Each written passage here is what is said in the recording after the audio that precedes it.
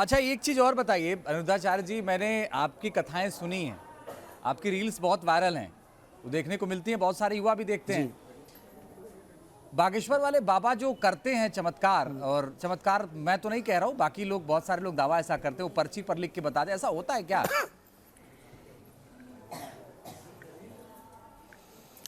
भाई, भगवान जो चाहे सब हो सकता है। हनुमान जी लंका गए तो सुंदर हनुमान चालीसा में एक बात लिखी, प्रभु मुद्रिका मेली मुख माही, जलधि लांघ गए अचरज नाही। यदि एक बंदर यदि समुद्र को छलांग लगा के पार कर सकता है, क्यों, किसके बल पर? राम नाम के बल पर। यदि राम नाम के बल पर श्री हनुमान जी समुद्र को छलांग लगा के पार कर सकते हैं, राम नाम के पत्थर पानी में तर सकते हैं, तिर सकते हैं, तो फिर किसी पर भगवान कृपा कर दें और वह आपका भूत भविष्य और वर्तमान बताएं, तो इसमें कोई आश्चर्य तो नहीं है। भगवान जो करें सब कुछ पॉसिबल है, भगवान की कृपा होनी चाहिए। यदि कृपा है तो आप पर हाथ रख दें भगवान, तो आप समुद्र छलांग लगा के पार कर लो, इसमें कोई आश्चर्य नहीं है। ये भगवान की शक्ति जिस पर हो जाए। देखो, भगवान ने शक्तियाँ सबको दे रखी हैं, अब हम उसका सदुपयोग करें या दुरुपयोग करें, कुछ ना कुछ शक्तियाँ तो भगवान ने सबको दे रखी हैं। अब किसी को विशेष शक्ति ईश्वर ने दी है तो इसमें क्या आश्चर्य है? कोई आश्चर्य नहीं है। भगवान जो चाहे सब हो सकता है। लेकिन ऐसे लोगों को स्वामी प्रसाद मौर्य कह रहे हैं, अगर सारा उपचार बाबा के पास है तो सारे मेडिकल कॉलेज को बंद कर देना चाहिए। सरकार बाबा बागेश्वर की हाँ में हाँ मिलाकर अंधविश्वास को बढ़ावा दे रही है। ये बाबा का ढकोसला और अंधविश्वास है। ये बाबा भांग खाकर समाज में बेड़ा गर्क कर रहे हैं।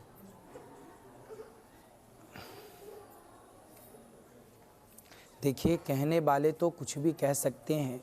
जब हमारे देश में कितने महापुरुष हुए हैं बताइए, जो चमत्कार, अब नीम करौली वाले महाराज जी का नाम सुना होगा आपने जी, आपने श्री उड़िया बाबा जी का नाम सुना होगा। ऐसे महापुरुष ये क्या नहीं कर सकते थे, कितनी शक्तियां थीं आपके पास। तो हमारे सनातन धर्म में, हमारे देश में ऋषि मुनियों के पास शक्तियां थी, हैं और रहेंगी, इसमें कोई आश्चर्य तो नहीं है। यदि वो शक्तियां आज सामने आ गई समाज के, तो चूंकि पहली बार सामने आई हैं तो हमें बिलीव नहीं हो रहा है, विश्वास नहीं हो रहा है, जबकि ये शक्तियां अनादि हैं। और किसी पर यदि विशेष रूप से भगवत कृपा हुई है तो हमें उन शक्तियों का आनंद लेना चाहिए। रही हॉस्पिटलों की बात, तो देखिए, ये शक्ति केवल इसलिए है ताकि आप ये देख सकें कि शक्तियां जीवित हैं। जो सनातन पर सवाल खड़े करते थे, भगवान को लेकर सवाल खड़े करते थे, उनके सवाल खड़े ना हो, इसलिए भगवान ने शक्ति का टेलर दिखा दिया कि भाई देख लो, मैं जब चाहूँ तो शक्तियाँ प्रकट कर सकता हूँ।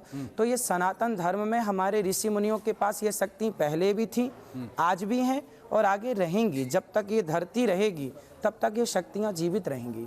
लेकिन अनिरुद्धाचार्य जी, अगर स्वामी प्रसाद जी मौर्य कह रहे हैं कि भाई अगर सारा इलाज उन्हीं के पास है तो बंद कर दो मेडिकल कॉलेज, तो गलत क्या कह रहे हैं? अगर सारा इलाज है और सारा दावा ये है, तो या तो फिर है या तो नहीं है, दोनों में से दोनों चीजें तो शायद नहीं हो सकती।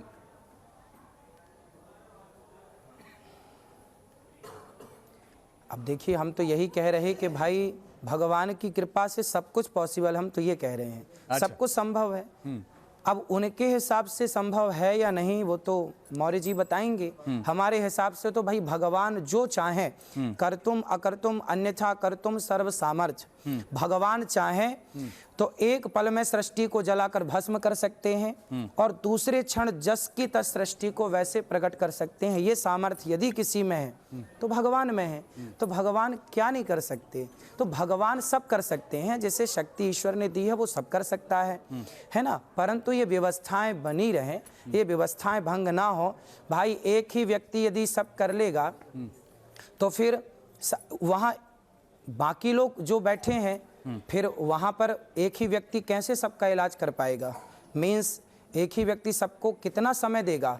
उन्हें भी भूख लगेगी, प्यास लगेगी, तो समय सबको कैसे मिल पाएगा? तो एक लिमिट है कि इतने लोग ही समय लेकर, आज के सत्र में इतने लोग ही सम्मिलित होंगे, कल तो बाकी लोगों के लिए व्यवस्थाएं हैं। वो तो एक शक्ति है कि देख लो कि भाई ये शक्ति है, आप इसे नकारो मत।